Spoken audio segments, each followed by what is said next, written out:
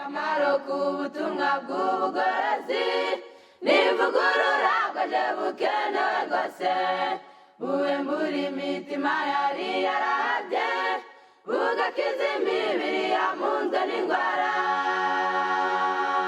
Ivugurura iyo rigeze mu mutima riga ibyaha byari byibasiye umuntu, ubwo imibereho igahinduka misha, hashingwa umushinga wo kunezeza abandi. Gufataniriza hamwe kwiga ijambo ry'Imana, tugiye guha umutwe w'amagambo uvuga ngo ababwirizabutumwa baheruka. Ababwirizabutumwa buheruka kandi nabo baheruka, niyo magambo tugiye kwiga. Ababwirizabutumwa baheruka kandi ababwirizabutumwa buheruka. Yesu ajya gutanga ubutumwa hano muri iyi si, yatanze umurongo abantu bakwiriye kugenderaho. Mbere na mbere yavuze muri Matayo igice cyaho cya 28 na 24, tanga ubutumwa muri ubu buryo bukurikira ngiye kubanza nasoma. Ababwirizabutumwa buheruka kandi baheruka. Turayasoma muri iki gitabo cya Matayo nkuko nari maze kubivuga, igice cya 28 n'igice cya 24. Reka mbanze nsome 28 nyuma mbirinduke nsome 24. 28 hagaragara uguhabwa misiyo ku murongo wa 16, naho 24 hakagaragaza imbaraga ubwo butumwa buzaba bufite nuko buzaba buteye. N'ababwirizabutumwa baheruka kandi babwiriza ubutumwa buheruka. Ndasoma 28 handitse ngo, nuko abigishwa 11 bagigarira ku musozi yabategetse, bamubonye baramupfukamira, ariko bamwe barashidikanya. Nuko Yesu arabegera avugana nabo ati, nahawe ubutware bwose mu ijuru no mu isi, nuko mugende muhindura abantu bo mu mahanga yose abigishwa, mubabatiza mu izina rya Data wa twese n'Umwana n'Umwuka wera, mubigisha kwitondera ibyo nababwiye byose, kandi dore ndi kumwe namwe iminsi yose kugeza ku mperuka y'isi. Yesu yatanze ubutumwa butazarangirana n'igihe, ahubwo bwari ubutumwa bukwiriye kubaho nk'uko twiza ya mateka. Abiga mu buryo bw'amateka, hari amateka tumenya bitewe n'uko yanditswe, hari amateka tumenya bitewe n'uko turebeye ku byo twashatse by'ubutaka n'ibisigazwa, hari n'amateka tumenya bitewe n'uko basokuru bayatubwiye natwe tukayabwira abandi. Intumwa zahawe aya mateka, zahawe ubutumwa ariko bunyurira mu nyandiko, inyandiko idasaza, itari buze kuba yenda abantu bavuga bati sogokuru yavuze atya, yabwira umwana hashigiye kirunaka, bikaza kuba denatire, bagakuramo akajambo kamwe, n'undi bagakuramo akajambo kamwe. Mbese yaba ari ubutumwa bw'amagambo butanditswe uhereye igihe Yesu yari hano kuri iyi si kugeza uyu munsi, kibaye bwarahinduye isura. Yemwe reka mbabwire, ubutumwa burahindurwa kugeza igihe cya none, abantu bagashyiramo ibindi, bakabeshyera Imana, bakavuga ibyo itavuze. Iyo bitaranditse ubu kibaye bigeze kure. Reba intambara abantu barwana n'amategeko y'imihango, barwana n'ibyo abantu bavuga, barwana n'ibyo abantu bashyiramo. Amadini akavuka buri munsi, abantu bakagira ibyo bapfa kandi babitwereye ijambo ry'Imana, kandi byose byanditswe. Iyaba bitari ibyanditswe, ahubwo bikaba ari iby'amagambo yabwiwe abandi amagambo n'andi magambo, n'abandi bakabibwira abana babo, abana babo bakabibwira abana babo n'abuzukuru, gutyo ubu kibaye hariho imyizerere itandukanye kandi iruta iriho mu gihe cya none.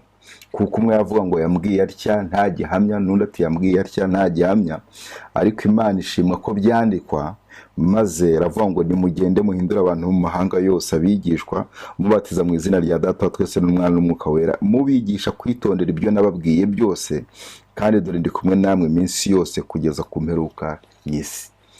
Bari batumwe guhindura isi, ariko guhindura isi bagomba kwihindura ko bamanje bahinduka. Tubisoma mu gitabo cy'ibyakozwe n'intumwa. Uguhinduka kwabo nuko bari mu mwanya umwe mu cyumba cyo hejuru, nuko Umwuka wera urabamanukira. Nubwo bari barahamagawe, ariko bahawe imbaraga bamaze kuba umwe, kandi bari mu cyumba cyo hejuru, buri wese amaze kwihana intege nke ze, buri wese amaze kwihana amafuti ye, buri wese amaze kwihana ibyo yabonaga muri mugenzi we, ishyari, urwango, ukutumvikana bimaze gucishwa bugufi, bahawe imbaraga zo kubwiriza isi bikwiriye kuzaha abana babo, n'abana babo bakabona ibyo bagenderaho.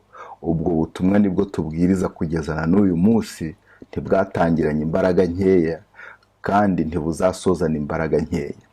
Muri iki gitabo cy'ibyakozwe n'intumwa, igice cya 2 umurongo wa 2 wa mbere handitse ngo umunsi wa Pentekote usohoye, bose bari mu mwanya umwe, bose bari mu mwanya umwe bahuje umutima, nuko umuriri ubatungura uvuye mu ijuru, umeze nk'umuyaga uhuha cyane ukwira mu nzu bari barimo. Ibyavuyemo ni ibi bikurikira: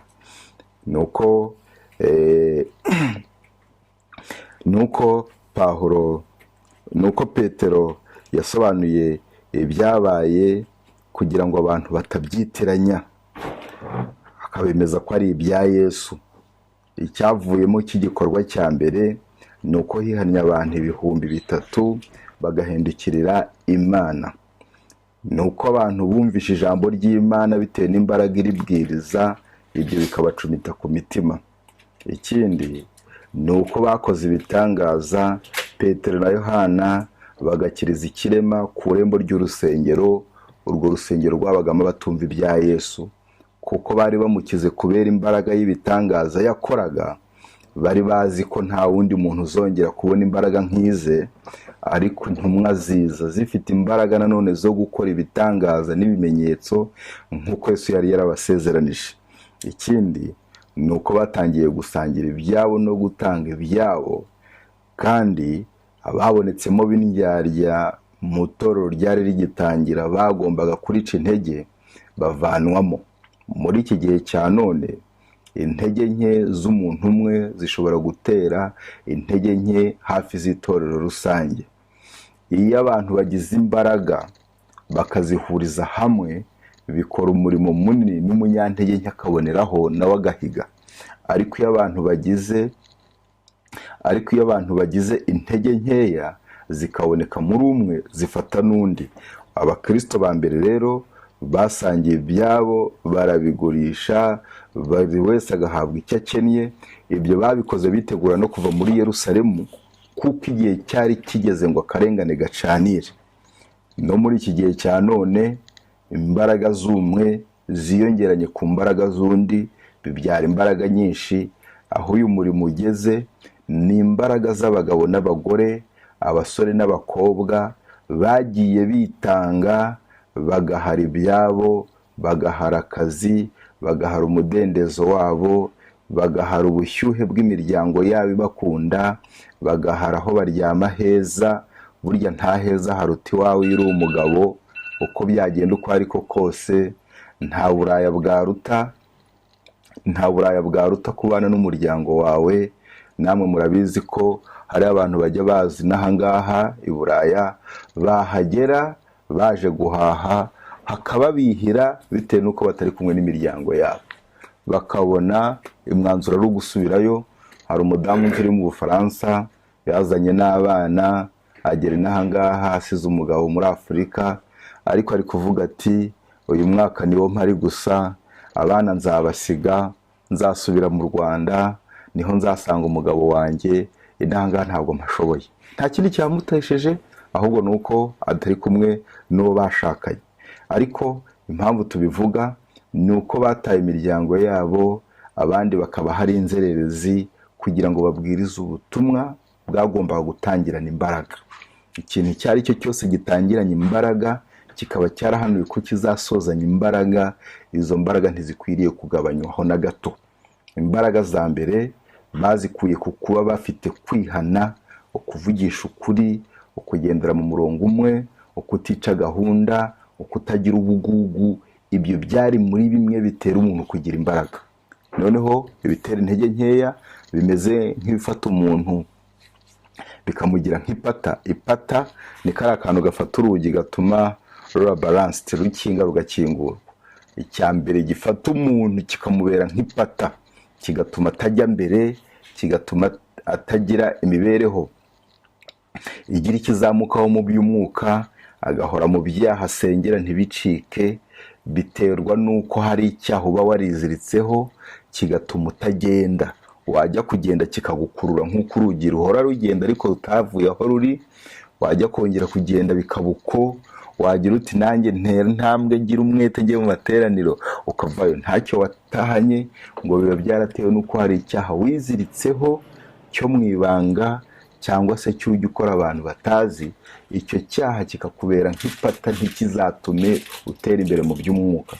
Ukavuga uti yenda nanjye ndashaka kuzamura imibereho yanjye muri uru rugero runaka, nanjye mbona uko nanjye nakwigisha, ariko bikananga. Ujya ucungana n'icyaha cyo mu ibanga gituma abantu badatera imbere. Niyo mpamvu intumwa mu cyumba cyo hejuru zari zigiye kwihana kugira ngo zihabwe imbaraga. Noneho icyo dusabwa, Zaburi 15 hatubwira aya magambo akurikira. Zaburi 15 hati: Uwiteka ninde uzaguma mu hema ryawe, ninde uzatura ku musozi wawe wera, nugendera mu bitunganye, agakora ibyo gukiranuka, akavuga iby'ukuri nk'uko biri mu mutima we. Akavuga iby'ukuri nk'uko biri mu mutima we. Uyu muntu aratunganye rwose. Uyu muntu namugereranya na Yobu wavuze ati, kugeza ubwo nzapfa sinzikuraho kuba inyangamugayo. Kugeza ubwo nzapfa sinzikuraho kuba inyangamugayo. Burya ubunyangamugayo ni igishoro gikomeye muri iyi si, ni igishoro gikomeye mu muryango, ni igishoro gikomeye aho ukorera. Ubunyangamugayo ni isomo rikomeye cyane ry'iyi si itazi. Iyi si irabeshya, iyi si irarimanganya, iyi si ntigira impuhwe, iyi si ntigira urukundo. Urukundo bagira n'urwo kugukunda hari icyo bagushakaho. Niyo mpamvu iyo umuntu afite ubunyangamugayo aba afite Imana muri we. Bibiliya iravuga ngo udakunda ntazi Imana kuko Imana ari urukundo. Yesu ajya kuva muri iyi si yasengeye abigishwa ngo abe muri bo nabo babe muri we nk'uko nawe ari muri Data. Ibi bintu kubifata ukabyiyumvisha ni uburyo bukomeye cyane. Kuba muri Yesu nawe akaba muri wowe, kandi na Data ari muri Yesu, ni Imana iri muri wowe. Mu rwambere rwa Yohana 4:8 hatubwira ngo udakunda ntabwo azi Imana kuko Imana ari urukundo. Urukundo rero iyo tugiye kugira muri definisiyo yarwo, ku babwiriza butumwa ba mbere babanjije bakaba bari banarufite, Pawulo yararusobanuye, ariko nanjye hari aho nyongera hepfo nkaruburira urusobanuro. Reka yenda dutangeho urugero rumwe kuri uru rukundo Pawulo yasobanuye. Se namwe mujya muhasoma mukabonera urusobanuro. Ndasoma aya magambo akurikira dufatanye, kuko musanzwe namwe muyasoma mukaba muri nabigisha. Pawulo igihe yasobanuraga urukundo mu gitabo cy'urwambere rw'Abikorinto igice cya 13 umurongo wa mbere. Ntago ari uko ubusobanuro mvuze ko tubuze, ahubwo hari aho wumva byose birangiye ntacyo wumvise. Ngaho urukundo ruhebuje byose kuba ingenzi. Rwa rukundo nahoze mvuga. Nubwo navuga indimi z'abantu n'iz'abamarayika, ariko singira urukundo bampindutse nk'umuringa uvuga cyangwa nk'icyuma kirenga. Ibyo birumvikana. Umuntu uzi Igifaransa, umuntu uzi Icyongereza, umuntu uzi Ikilatini akamenya byose, ariko kandi wamugera imbere akaguhutaza, wamusaba akakwima, yabona wishwe n'inzara akarya ntamuhe. yarangiza n'ibisagutse akabimena. Uwo nguwo rwose birumvikana, ariko azi indimi nta rukundo agira. Kandi nubwo nagira impano yo guhanura, nkamenya ibihishwe byose n'ubwenge bwose, kandi nubwo nagira kwizera kose, nkabasha gukuraho imisozi, ariko singira urukundo, ntacyo mba ndicyo.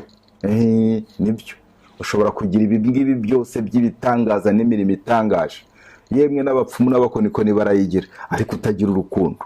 Ibyo nabyo biriho. Kwizera, ukagira kwizera kw'abadayimoni, ni ukwizera kudashyira mu bikorwa.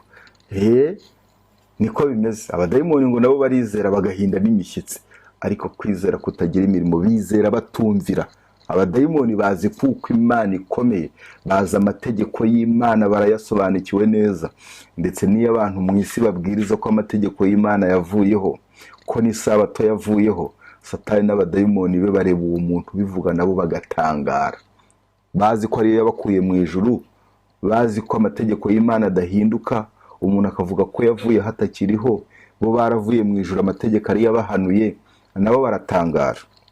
Baravuga bati, dufite ubudayimoni, turi abadayimoni, ndi Satani, mfite ubushitani, ariko uyu nguyu we ari kwigisha ibirenze ibyo nakwigisha. Hepfo yaho, kandi nubwo natanga ibyanjye byose ngo ngaburire abakene, ndetse nkitanga ubwanjye ngo ntwikwe, ariko singira urukundo, ntacyo byamarira. Naho naringeze, nubwo natanga ibyanjye byose ngo ngaburire abakene, ndetse nanjye ubwanjye nkitanga nkapfa, ariko singira urukundo, ngo ntacyo byamarira. None se urukundo ni iki? Ko umuntu yatanze ibye, ariko bikaba bibaye zeru, bikaba bibaye wayo. Umugani w'ikinyarwanda mperutse kumva, cyabo hakurya yaho wacu abantu bo muri Byumba bavuga ngo ni wayo, bikaba bibaye zeru. Ubwo urukundo ni iki? Ntanga ibyanjye ngo ngaburire abakene hafi ya byose, ndetse ngere naho nitanga ngo mfe, kandi Yesu yaradupfiriye, ariko ngo singira urukundo, nta kahe kantu kari kubura ngo byitwa urukundo. Noneho rero urukundo ruri imbere, rufite umuzi, rufite ikirutera. Ntabwo ibyo tubonye byose biba byitwa urukundo. Gutanga nibyo ngiye kuvuga. Gutanga ntabwo ndavuga ngo ikira. Gutanga ntabwo uko tubonye umuntu atanze ntabwo biba bibaye urukundo, kuko ari ibyo ngibyo. HCR iratanga, ntabwo nzi ngo iyo si umuntu n'abantu, ariko batanga ku bw'amahame, na Croix Rouge iratanga, ariko ntabwo nubwo batanga byitwa ibikorwa by'urukundo. Ariko ntabwo HCR na Croix Rouge bizajya mu ijuru. Babikora bahembwe, babikora bateranije amahanga. None se ni ikihe kintu gishobora gutuma bya bindi byitwa urukundo ruba rwo? Ko umuntu yitanze agapfa, ko umuntu yatanze agapfa. Ababwiriza butumwa buheruka rero bakwiriye kwiga iki kintu. Ni ikihe kibitera? Ni ikihe gishobora gutuma biba bizima? Mu Rwambere rw'Abikorinto igice cya 4 umurongo wa 5 handitse ngo, nicyo gituma mudakwiriye guca urubanza rw'ikintu cyose igihe cyarwo kitarasohora, kugeza ubwo umwami wacu azaza agatangaza ibyari bihishwe mu mwijima. Ni ukuvuga ngo uwatanze ntitukavuge ko yatanze, burya nabyo ntabwo biba ari byo. Uwakunze ntitukavuge ko yakunze ngo tubihamye. N'uwasenze ntitukavuge ko yasenze ngo tubihamye, ngo tujye tubyihorera, tujye tubivuga slightly, tubivuge amajyejuru, ngo ariko ina yabyo, ubusobanuro bwabyo, ngo ni ukugeza ubwo umwami wacu azaza agatangaza ibyari bihishwe mu mutima, icyatumye atanga, icyatumye asenga, icyatumye aterana, icyatumye acumbikira abashyitsi, icyatumye motive, icyagusunitse gukora icyo kintu, icyatumye aza.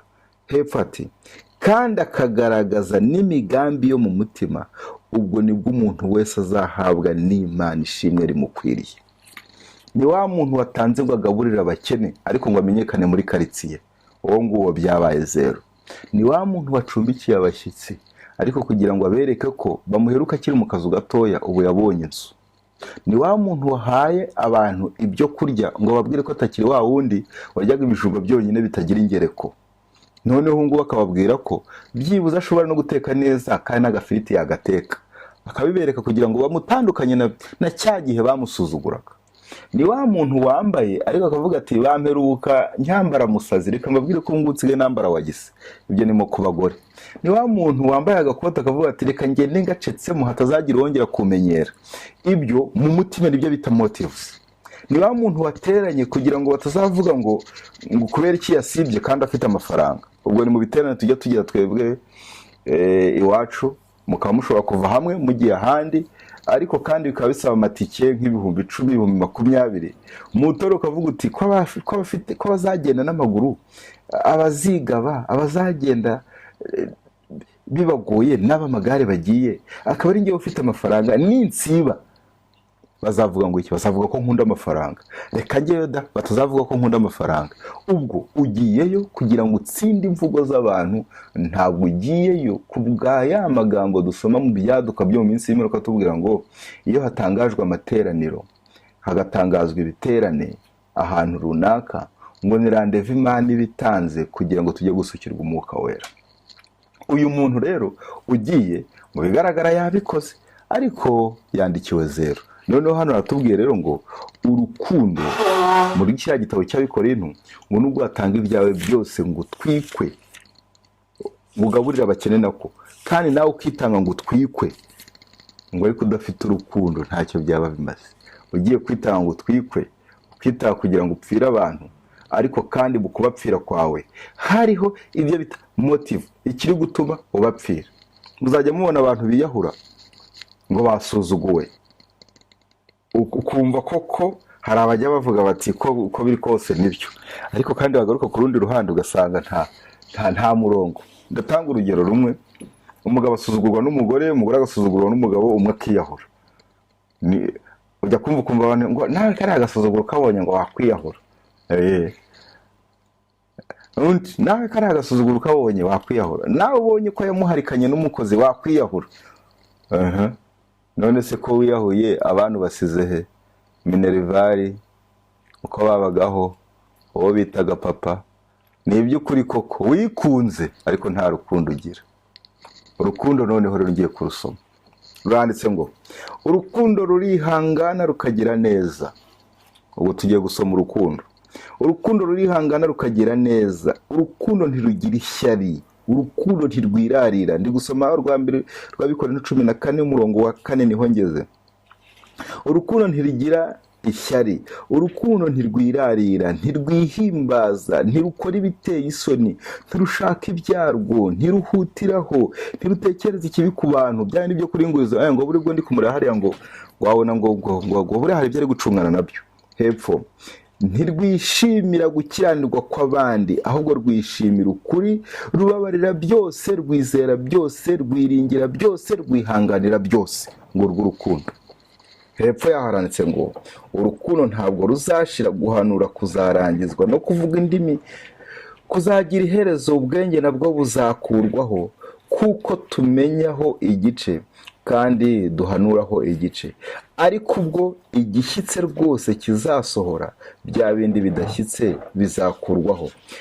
Ku murongo wa 13 ariko none hagumeho kwizera n'ibyiringiro n'urukundo, uko ari bitatu, ariko ikiruta ibindi ni urukundo. Urukundo ni ukugira Imana muri wowe, ugakora nk'uko Imana ikora, ivomerera ivusha izuba kandi ikagusha imvura ku babi n'abeza. Yihangana, ifite kwihangana kwinshi, isohoza isezerano ryayo ibihe byose, kandi ikaba ari Imana ifite muri yo ukutagira nabi, ahubwo umuntu akabyihitiramo. Mu gitabo cyo Gutegeka 2:31, 18 na 19 nihanditse ngo ngushyize imbere ibintu bibiri, ubugingo n'urupfu, hitamo. Muri iyi si rero aho tumira ibiryoshye nka Munyepfa na Mwihanganye mu gitabo cy'Umugenzi. Munyepfa na Mwihanganye ni abantu babiri. Munyepfa ibyo yabiriye vuba, arangije Mwihanganye we arihangana. Ibi tubisoma mu gitabo cy'Umugenzi, ariko kandi bifite icyo bitwigisha mu gihe cya none. Ndatanga urugero rumwe. Abantu bose bariho kuri iyi si, uhereye ku mwana wavutse ndetse n'ukiri mu nda.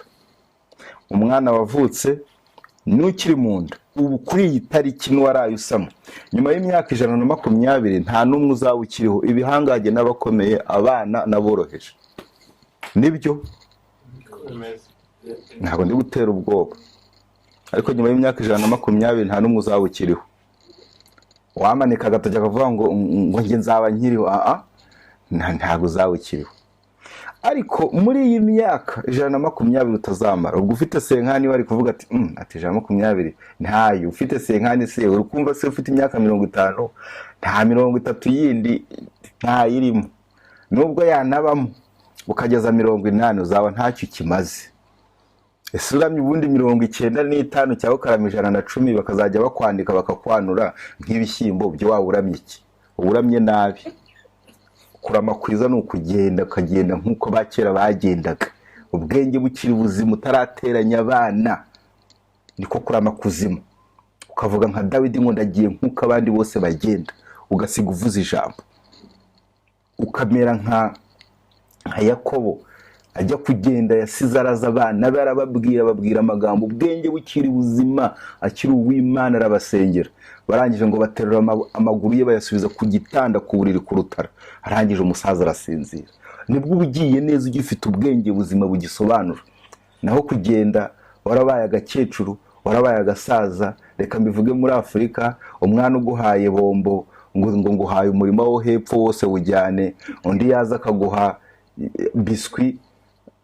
Iyo umuntu ashaje atangira gukunda bombo na biswi, undi akaguha biswi ngo nawe ndahaguhaye, bakabahuriye ari babiri. Ubwo se ukumva ugiye neza, ugiye nabi. Noneho muri iyi myaka ingana gutya uramutse uri munyepfa, urayirya ukayiteremuka nuko ukayimanuka rwose, ya myaka ukayimanuka, ariko utise ku kizima. Reka mbabwire bimwe mu biriho cyane cyane kuri uyu mugabane w'Uburaya bijyaniranye no kurya ubuzima, wagira ngo niho munyepfa atuye. Ndimo ninjira ku kibuga cy'indege hano i Buruseli, umuzungu yambwiye ijambo, arambaza turaganira. Yari umuntu uri sociale, arambaza turaganira kuko ahantu ugiye 3-4 nta n'impungenge by'uburimo bubizi. Arambaza sinzi utundi yambajije ati se uraba hano i Buruseli? Ntiwe ntigiye marimeti ngo ngo ni byiza. Ntirwa mbaza bya bindi bambazaga by'amaderese. Nuko arangije arambaza ati uje mu biruhuko? Aho kwirirwa ndavuga byinshi ngo nje gusura niki, ntinje mu biruhuko kuko abantu benshi bari kuza mu biruhuko. Ni ibiruhuko kuko yahise yumva marimedi, kandi abantu benshi bakaza mu biruhuko marimedi. Ngo okay, ngo ambwira ijambo ngo profiter la vie. Mu Gifaransa yarambwiye ati ry'ubuzima ukibufite cakara. Gucakara sinzi niba ibyo Kinyarwanda muri uko cyumva. Gucakara no nyine kugenda ukareba imisozi ukarya inezeza. Profiter la vie, donc mfite ubuzima ubu ngubu, sibyo? Rero sasa rero ngende Londres, ngende mu Busuwisi, ngende ngiye kurya kuri hamburger muri Amerika, ugaruke bagutekere pizza, uzenguruke rwose, wongere utega indege, wongere ukate, uprofite ubuzima. Kuko nyuma y'imyaka 120 yari nababwiye nayo ntazagezaho, ntabwo uzaba ugifite profiter la vie. Ubwo rero hano kuri uyu mugabane iri jambo barariprofita. Ubu biruhuko byaraje, barishyira mu bikorwa ubuzima bakabuprofita, ukazamanuka waraburiye pe, ukazamanuka waraburiye.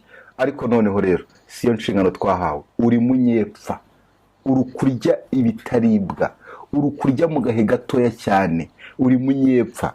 Tuzabaho ubuzima buzira iherezo, batabara imyaka, batabara amezi, batabara iminsi.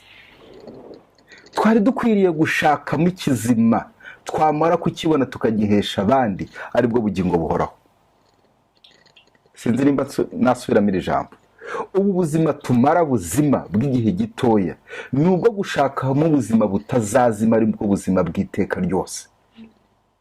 Ntabwo ari ukubuprofite. Cyokoze ku rundi ruhande, reka tukiriho tugihumeka. Ariko ijambo ry'Imana ritubwira, mumbabarire, ni igice cya Umubwiriza, ni igice cya 11 umurongo wa 9. Wa musore wishimira ubusore bwawe n'umutima wawe ukunezeze mu minsi y'ubuto bwawe. kandi ujye ugendera mu nzira y'umutima wawe ushaka no mu mucyo mu maso yawe, ariko umenye yuko ibyo byose bizatuma Imana igushyira mu rubanza. Ugiye kumvira isomo wagira ngo Imana itanze umudendezo wo guprofita ubuzima, ariko iravuze ngo ariko umenye ko ibyo byose bizagushyira mu rubanza. Icyo wakuyemo, icyo wamariye abandi, nuko witwaye. Hepfo hati nuko rero ikure umubabaro mu mutima wawe, kandi utandukanye umubiri wawe n'ibibi bikube kure, kuko ubuto n'ubusore ari ubusa. Aha niho hahandi bavuga barya ubuzima, ariko noneho rero bavuze ngo ubuto n'ubusore nabwo ni iki? Ni ubusa. Aha iri somo ryashaka kuvuga ko umuntu akwiriye gutangira gukorera Imana akiri muto. Niwirekura ukaba wa wundi witwa munyepfa ugashaka kurya ubu buzima, ni ukuri uzaburya bw'igihe gitoya, ariko kandi uzaburiye ubaye nka munyepfa. Noneho rero dukwiriye gukorera ibidashira, dukwiriye kureba kure, tukaba mwihanganye, tugakura ikizima muri ubu buzima twahawe bw'igihe gitoya cyane. Ni nk'abavuga ngo maze kubona ubuzima bw'ahazaza, maze kubona ururembo Imana yanyubakiye, sinzarya sinzanywa ntafitanye amahoro n'Imana, kugira ngo incyure nzaboneka muri uru rurembo. Hari ababibonye bafata imyanzuro ikomeye cyane, bababwiriza butumwa bukomeye cyane mu gihe cya kera muri ubu buryo bukurikira. Abaheburayo igice cyaho cya 11 handitswe aya magambo akurikira. 11 umurongo waho wa 9. Kwizera niko kwatumye Aburahamu yumvira Imana imuhamagaye kujya aho yari agiye kuragwa, nuko agenda atazi aho ajya. Kwizera niko kwatumye aho musuhukiye mu gihugu yasezeranijwe, akaba nk'umushyitsi muri cyo, akaba mu mahema na Isaka na Yakobo, abaraganwa n'ibyo yasezeranijwe, kuko yategerezaga umudugudu wubatswe ku mfatiro uw'Imana yubatse ikawurema. Aburahamu n'Abaheburayo 11 umurongo wa 8. Aburahamu, Isaka na Yakobo, abaraganwa b'ibyasezeranije, bitegereje umudugudu ngo Imana yubatse ku mfatiro zawe ikawurema. Bareba mu ijuru, babona umujyi urabaye mwiza cyane, babona uruta Singapore, babona uruta Londres, babona uruta New York, babona n'umudugudu Imana yubatse mwiza ikawurema. Babona umudugudu yubatse kuruta za Paris, batemberera baravuga bati mbega umudugudu. Erega mu gitabo cy'imigani ya Kristo handitse ngo ijuru rirusha isi kuboha ibinoze. Nimba hari umuhanga, nimba hari umuntu uzi kubaka kandi w'umunyabwenge buruta abandi, ari mu ijuru. Abari mu isi bose ibyo baboha n'ibyo bakora biri ku rwego rwo hasi cyane, biri kuri karite yo hasi. Ndatanga urugero no kuririmba, iyo hariho uwaririmbye isi ikamukunda. Mu gitabo kinyariko z'ibanze no muri témoignage niho hatubwira ngo Ellen White yumvisha indirimbo zivugira mu ijuru, arangije yumvisha izivugirwa muri iyi si, ngo byose yabonye ari amaganya n'amacuho. Aho abamarayika bakuririmbira no mu isi bakaririmba, yabonye ko bidahuye. Noneho Aburahamu amaze kwitegereza uwo mudugudu Imana yubatse ikawurema, ahita acishamo umurongo avuga ngo sinzaruha nubaka, ahubwo reka ntegure kuzawubamo. Yibera mu hema, ntiyubaka inzu. Aburahamu yavuye mu isi nta nzu yongeye kugira. Umwana we witwa Isaka naravuga ati aho data yabonye tuzajya, yewe nta nzu nzagira. Nawe acishamo umurongo, ibyitwa inzu ntibigeze bubaka, ntawe atunze inzu. Uwitwa Yakobo naravuga ati aho nabonye, aho data Isaka na sokuru Aburahamu babonye bubatse umudugudu Imana yubatse, bakaba bawuzi, ntabwo nziruka nshinga igiti nimba ari ibiti bubakishaga, sinzirirwa nubaka 3, ahubwo nzaba muri uriya mudugudu. Afata umugambi ukomeye, birangira bityo bava muri iyi si bari mu mahema, ntibigeze bubaka inzu. Baravuze bati twaba turi kurushywa n'ubusa, mu myaka 150 tuzamara twaba turi kurushywa n'ubusa, ahubwo reka dushake ibizatuma tuba muri ariya mazu Imana yubatse ikayarema. Nguko byabagendekeye, babaye ababwiriza, babwiriza abana babo, abana babo icyigisho kigafata. Niyo mpamvu kugeza n'umunsi tujya dusenga ngo Mana ya Aburahamu na Isaka na Yakobo, tukagarukiraho. Ntawe ujya urenzaho, urengeje aho wawe utangiye kuyoba. none se wakubitaho Yuda? Oya, Yuda yagize imico mibi. Wakubitaho Dani se? Dani yagize imico mibi. Abo ni bene Yakobo. Abo bandi bagiye bagira imico itandukanye, babubakira amarembo 12 tuzanyuriramo, ariko tugasangamo babasaza. Hari abagize imibereho nk'iya Dani. Hari abagize Dani we ntago azaboneka. Dani ni inzoka, we ni Yuda ntabwo azaboneka. Hari abagize imibereho nk'iya Rubeni. Hari abafite umujinya mwinshi nk'abandi batemye ibitsi by'inka zabo kwa Shekemu. Hari n'abandi nabo buriye uburiri bw'abase bagasangira na base umugore. Ibyo byose ni imico itandukanye y'abana ba Yakobo, ariko bahawe amarembo 12 ashushanya imico itandukanye y'uburyo 12. Aho naringeze nuko aba bantu bakimara kwitegereza bakunze aho bazajya. Hakurya haranditse ngo, ndasoma kuri bose gusa, kwizera niko kwatumye Mose ubwo yari amaze gukura yanga kwitwa umuhungu w'umukobwa wa Farawo, ahubwo agahitamo kurengana n'ubwoko bw'Imana, abirutisha kumara umwanya yishimira ibinezeza by'ibyaha, kuko yatekereje yuko gutukwa bamuhora Kristo ari ubutunzi buruta ubw'abanyegiputa batunze bwose, kuko yatumbiraga ingororano azagororerwa. Uyu we ni Mose. Na Mose rero akimara kwitegereza ingororano azagororerwa z'ahazaza, akimara kwitegereza ijuru, akimara kwitegereza iby'Imana yasezeranye, ibyo mu isi byahise biba zero. Yari umujenerali, yari umukobwa wa Farawo, yari umwana w'umukobwa wa Farawo, yari akomeye, yari afite amashuri, yari afite doktora 5, yari afite igisirikare, iy'ubusizi, iy'ubutegetsi, nibagiye izindi 2. Izo zose yari azifite, yarize amashuri, azi amakarata akomeye cyane, kugeza ubwo hariho abasetsi. Ntabwo ibyo mvuga, yari azi amakarate, kurwana. Umuyisirayeli, Mose yari azi kurwana, ariko Imana yabikuyemo mu myaka 40 kugira ngo kurwana kumuvemo. Umuyisirayeli, umunyegiputa yishe Umuyisirayeli, Mose biramubabaza, amuhoye ubusa. Nawe amukubita rimwe ahita amuhamba no mu musenyi, nta wundi muntu umufashije. Gusa uwo muntu ukumva atarazi kurwana, amukubita rimwe aramwica, ahita acukura no mu musenyi aramwihambira, ararangiza. Nuko no kurwana yari abizi. Icya kabiri, igihe cyo abakobwa bo kwa Yetiro bari ku mugezi bashoye, na Mose arahagera yarushye, nuko abona ibihungu by'inkonkobotsi. Abakobwa ba Yetiro amatungo yabo bayegezayo, babasunika kure, barabakubita inka zabo barazijyana. Mose abona ko babarenganije.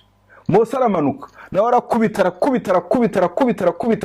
ageza hirya arangije, abakobwa arabazaniza, barazishora, abegeza aho hafi.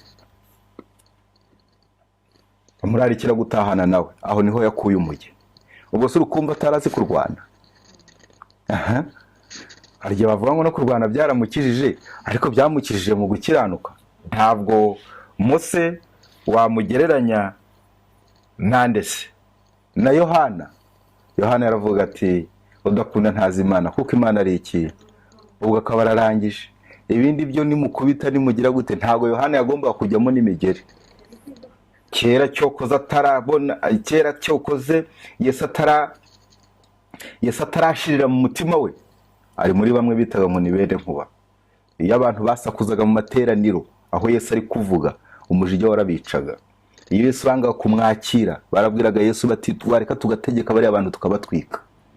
Ibyabo bikarangira kubanze kukwakira. Samariya bahasabiye umuriro ngo bahatwika umudugudu wose urangire, kuko banze kwakira Yesu. Abo bari bene nkuba, bahagurikiraga kurwana. Nibo ba mbere ababyeyi bazaniye abana ngo Yesu abakoreho, nibo ba mbere babutse nabi ngo mugende. Hano ntabwo ari muri maternité, hano ni muri pédiatrie. Mugende babirukaho cyane ko atari irerero ry'abana, atari muri creche. Muve hano, ntabwo ari creche, ntabwo Yesu yaje muri ibi bya creche. Abo nibo ba mbere birukaga ku bana. Hano haranditse rero hati, kwizera niko kwatumye rero uyu Mose agira ati, kwizera kuko yatekereje Mose, kuko yatekereje ko gutukwa bamuhora Kristo ari ubutunzi buruta bw'abanyegiputa babitse bwose, kuko yatumbiraga ingororano azagororera. Uku kwizera niko kwaranze ababwiriza butumwa buheruka, bati byabo bareka icyubahiro, ubutunzi bwabo babukoraho, ndetse umurimo w'Imana n'iby'Imana biba nyambere mu bitekerezo byabo, nk'uko twabibonye kuri Aburahamu. Intumwa ababwiriza butumwa ba mbere aribo navuga bari abarobyi, ndavugamo Petero, ndavugamo Yakobo bene Zebedayo. Abo bari abarobyi, bata incundura zabo, bata amato yabo, begukira umurimo w'Imana. Yesu abahindura abarobyi b'abantu. Imbaraga bari bafite bari bayitewe n'igikorwa cy'umwuka w'Imana ukorera mu mitima yabo, bikaba bibateye gukunda ijuru kuruta byose. Barangiza bagasiga imiryango yabo, bagasiga inshundura zabo, bagasiga abavandimwe babo, bakegukira icyo kintu bakacyitangira, bagatanga ibyabo nabo bakitanga. Ibyo bigaragara no kwa Zakayo, nubwo atakoze ibwiriza butumwa rikomeye, ariko kandi yavuye mu bajura, ava mu banyazi, atanga ibye, yemera gucishwa bugufi. Tubibona kwitwa Nikodemu wafashije itorero ry'intumwa. Mu gitabo cyitwa Ibyakozwe, mu gitabo cyitwa Ifuzuye byose, hatubwira ngo yapfuye ari umukene, asuzugurwa n'abamwubahaga. Uwo ni Nikodemu. Uyu Nikodemu rero wari umuntu ukomeye, wari umuntu ushyizwe hejuru mu ishyanga ry'Abayuda, akemera agaca bugufi. Tumusoma muri aya magambo, ndasoma yenda ngana no ku musozo, ndabona n'iminota iri kugenda, ariko navugaga ababwiriza butumwa buheruka, babwiriza ubutumwa buheruka. Igitabo Nwifuzuye byose, page nsoma ni 150, cyakoze ndaza no gusoma inyuma. Ni mu cyiciro kivuga Nikodemu, membre honoré du Sénat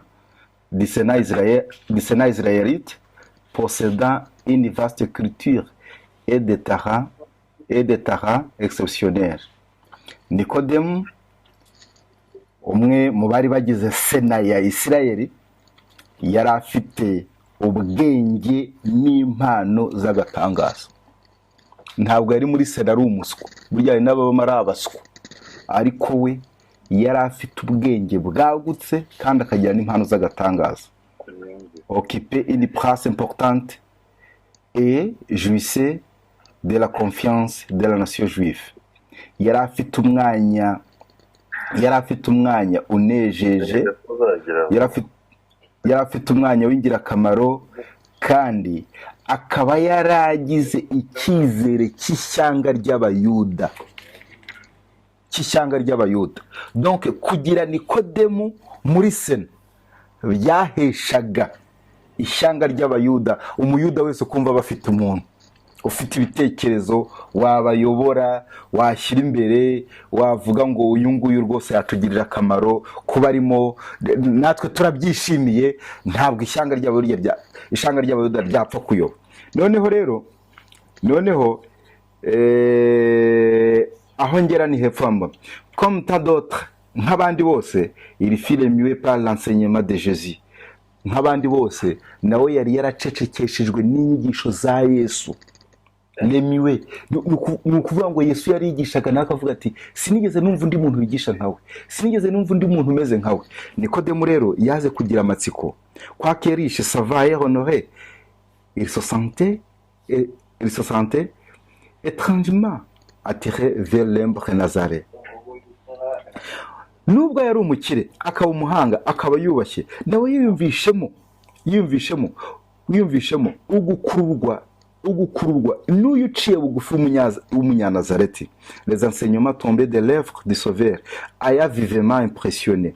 Inyigisho zavaga ku minwa y'umukiza zamugiragaho ingaruka ikomeye cyane, cyangwa se zamukoragaho.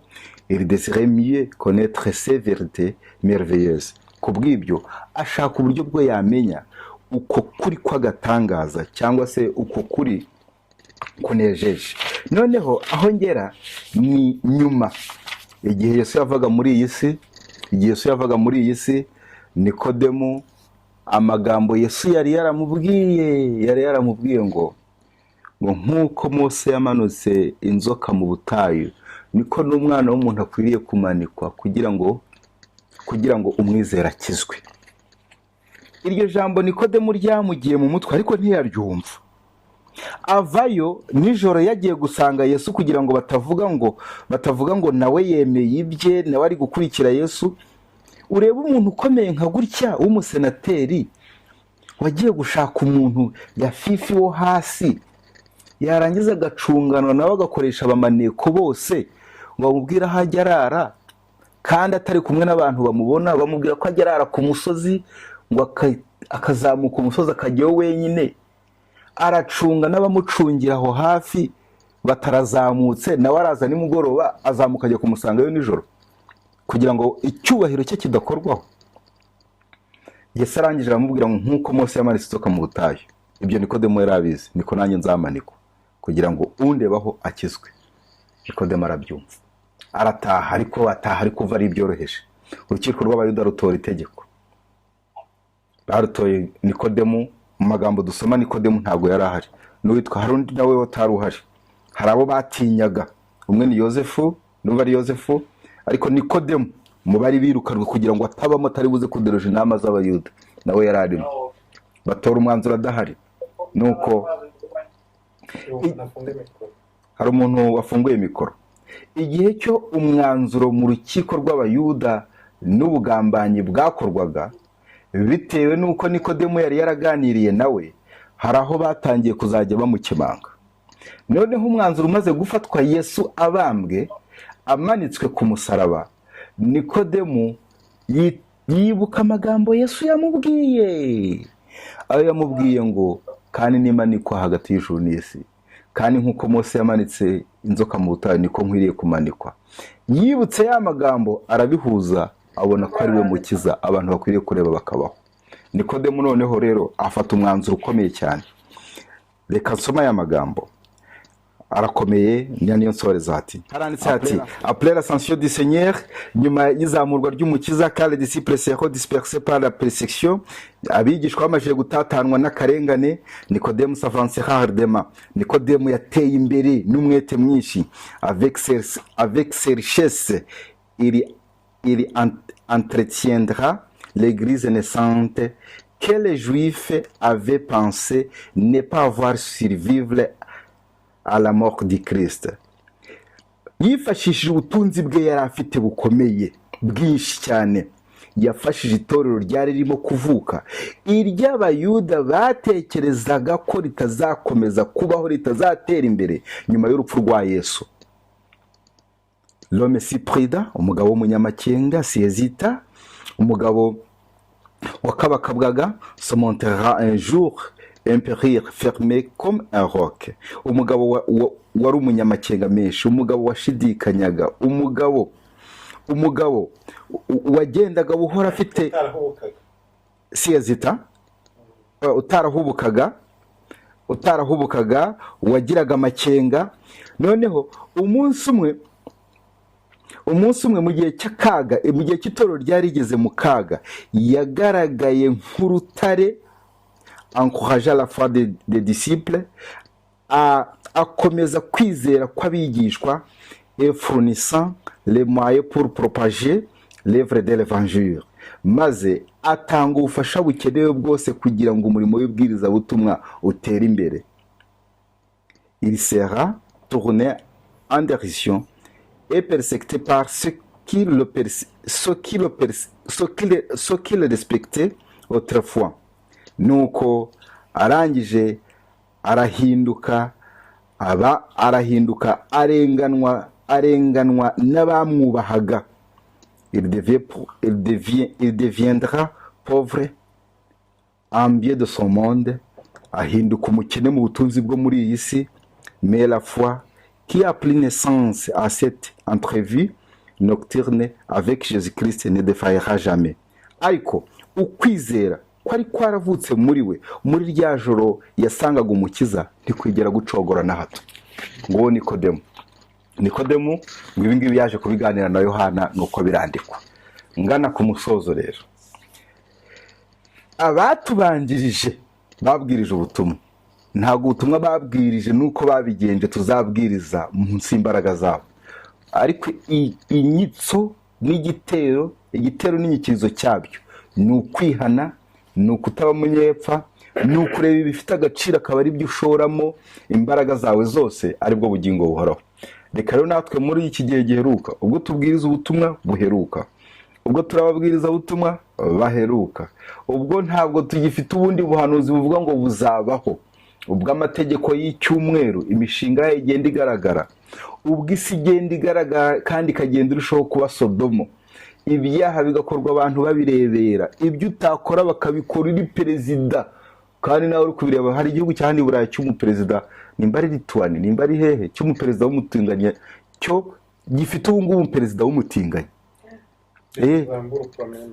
Luxembourg premier ministre, ariko nimba ari Lituani, nimba ari Hungria, ni Lituani, ndaza kureba. Hari umuperezida batoye muri ubu bihugu, burya buhugu butoya bwa hano hepfo, hari umuperezida batoye, perezida w'umutinganyi, perezida kawumutinganyi, ahubwo abantu bagakoma amashyi, isi yose amabendera y'abatinganya akazamurwa, abaperezida bagakoma amashyi, ibyamamare bigakoma amashyi, ubarwanije akarwanwa n'isi, akitwa icyohe, akitwa umuntu udatekereza, wica uburenganzira bw'abantu.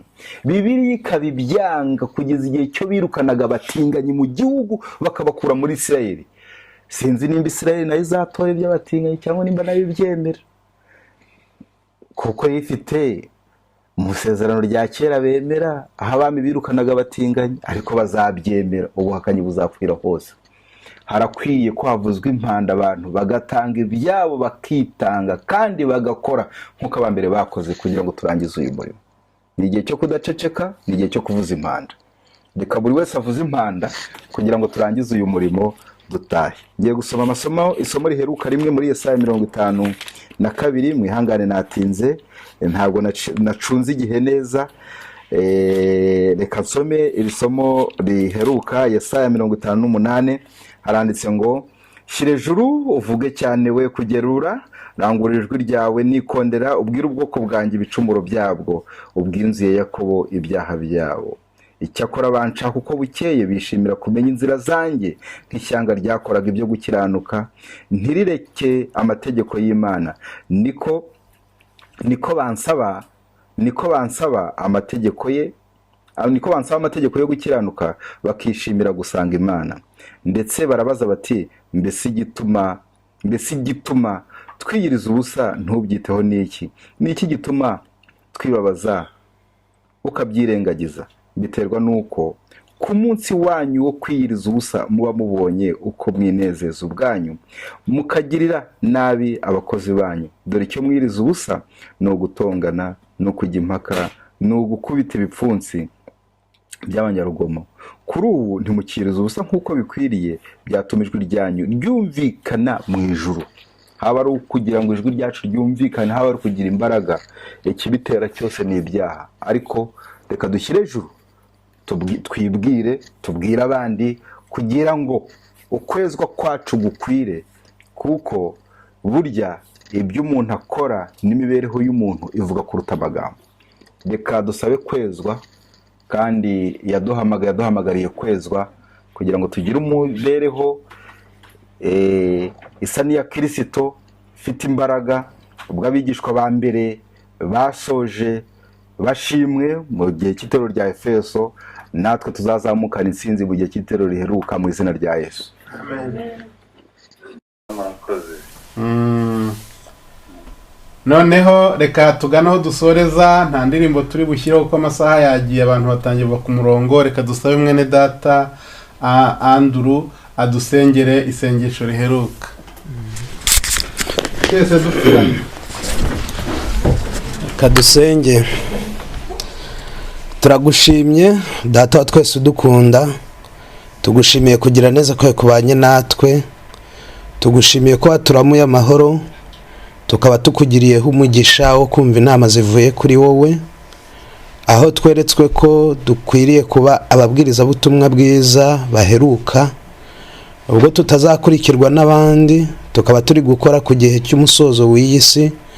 Uduhereze gukora tugukiranukiye data, kubw'ibyo tugukorera nibituma uhabwa icyubahiro tuzashima urukundo rwawe. amen Ngaho turakwinginze ngo udutandukanye n'icyaha aricyo gihora kituziritse ku ntege nke, uduhindurire kukubera abakozi bagukiranukira dushima urukundo rwawe. amen Reka umwuka wawe wera wayoboye abana bawe mu gihe cya mbere abashe kuba yatuyobora, atuyobore mu by'ubwenge bwose, tugukorere kandi ubu butumwa bwiza bugira imbaraga dushima urukundo rwawe. amen Ngaho data twishyize mu biganza byawe, kandi na buri mwana wawe wese uraha nawe tumushyize mu biganza byawe.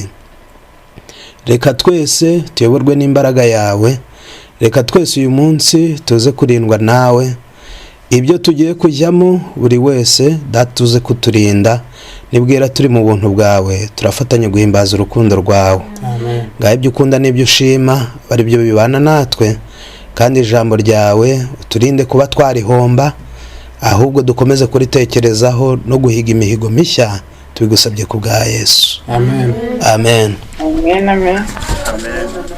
bw'ubugorozi n'ivugurura bwaje bukenewe rwose, buwembura imitima yari yarabye, bugakiza imibiri yamunzwe n'indwara.